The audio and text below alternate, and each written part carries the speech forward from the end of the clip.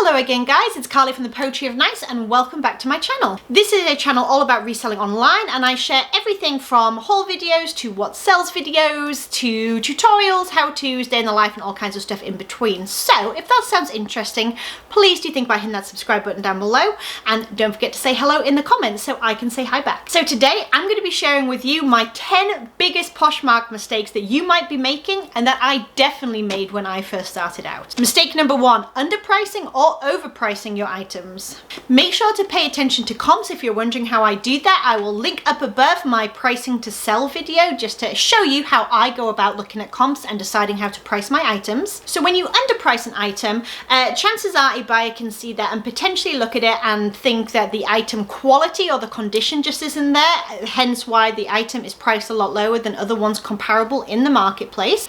And if you overprice an item, again, chances are a buyer is going to think that you are not interested in negotiating or that you are maybe even being unreasonable with your expectations, and that may affect whether or not they even approach you about a potential sale with an offer or something like that. Mistake number 2, brand over style. So this is a mistake that I have made plenty of times and that I still make today, to be completely honest with you, is finding an item and being really excited about the brand.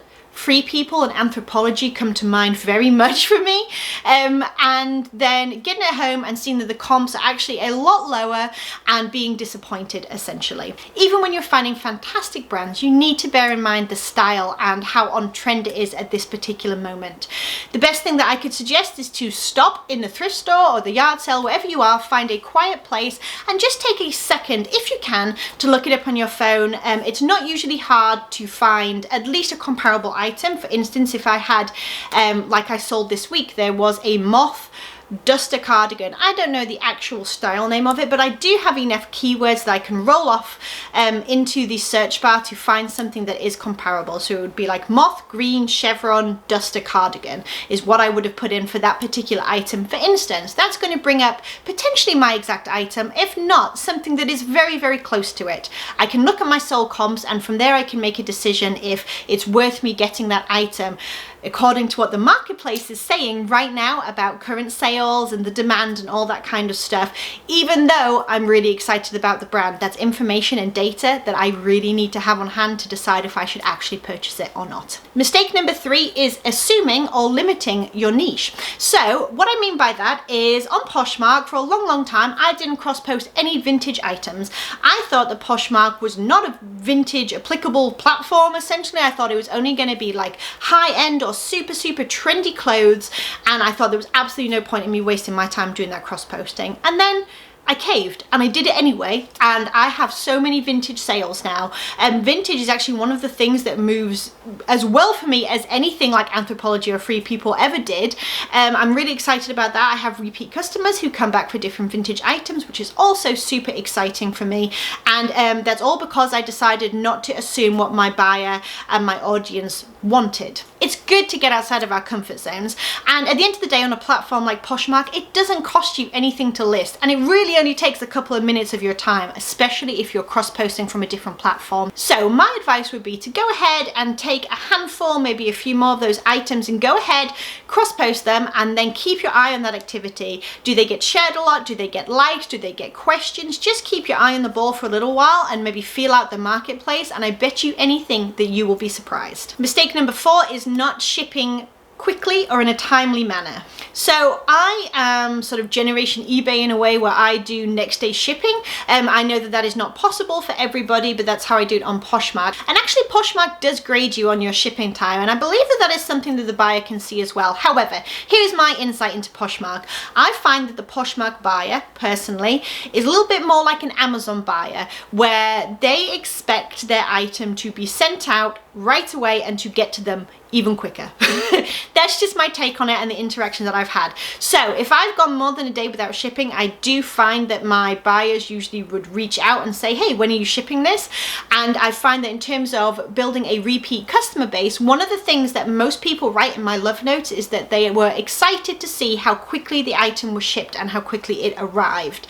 So my advice would be to you, if you can, go ahead and try and ship next day or within that 24-hour window. I understand that that is not possible for everybody. I completely understand. Some people have full-time jobs or are unable to get to a post office or to arrange door-to-door pickup by the USPS. But if you are, that's definitely something that I would recommend looking into. Mistake number 5 is hounding your buyers for acceptance. This is a big no-no as far as I can tell and as far as I'm concerned on Poshmark. When you ship an item out on Poshmark and it arrives at its destination, the buyer then has three days to go ahead and review the item, make sure that they don't find any flaws or anything that was not described in your listing, and then within those 3 days they need to accept that sale.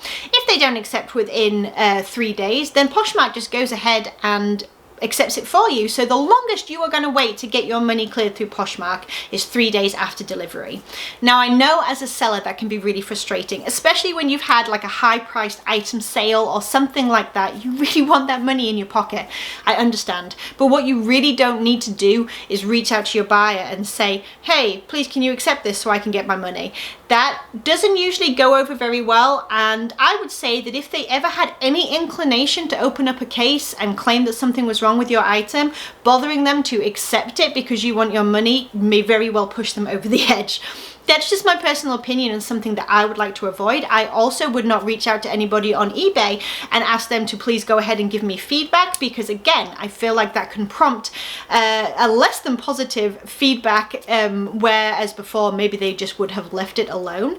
That's not me trying to be sneaky, please understand. I'm just saying that from a buyer's experience, from their point of view, it's not really pleasurable, it's not really a nice punctuation at the end of their transaction with you to have you sort of bothering them in their personal time, asking them to please go ahead and accept your item so that you can get the money in your pocket. Mistake number 6 is over-investing in branding or packaging too soon. So it's super tempting on Poshmark to get everything as pretty and lovely as you possibly can right off the bat. I know that when I first started on that platform, I was super excited about being able to like gift wrap things and wrap twine and thank you notes and little gifts and all this kind of stuff. There's definitely a novelty there and it's kind of enjoyable.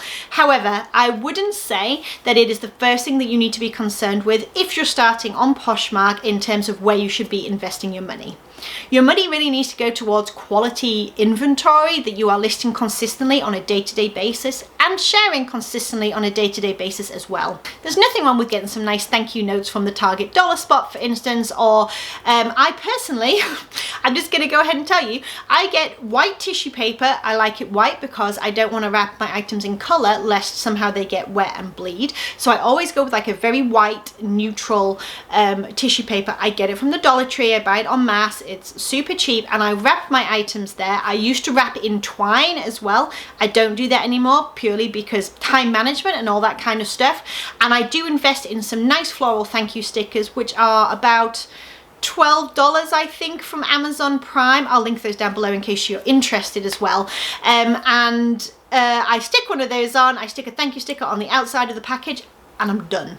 That's all that I do. Now, if somebody buys a huge bundle from me or a very like high price sale, I go a little bit further and I write like a personal note then. But other than that, I really have toned it down since I started. When I first began, I bought all the beautiful poly mailers with all the lovely prints, and granted, that is such a nice experience for your buyer when they receive it and whatnot. But is it necessary? Probably not.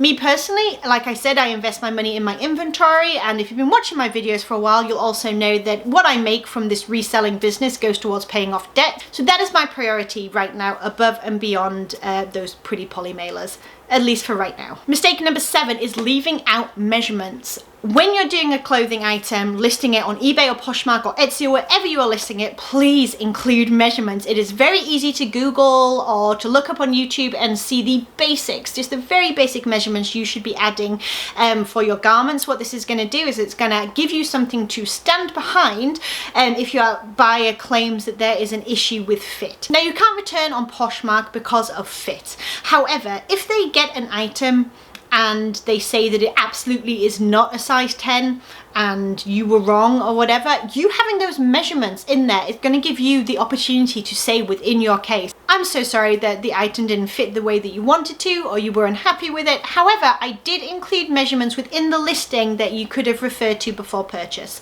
It's that simple. 9 times out of 10, Poshmark is going to look at that and say, yep, you gave them all the information they needed. They made the choice. It doesn't fit. That's the way it goes. They can reposh if they really want to. Now, there is going to be the odd buyer that comes back and says, your measurements were 1/4 of an inch off and it doesn't fit. And Poshmark may very well side with that. But in my experience, that is few and far between. And having those measurements, just taking a couple of minutes to add them in, really is worth it in terms of standing behind your listings if a case is opened on you.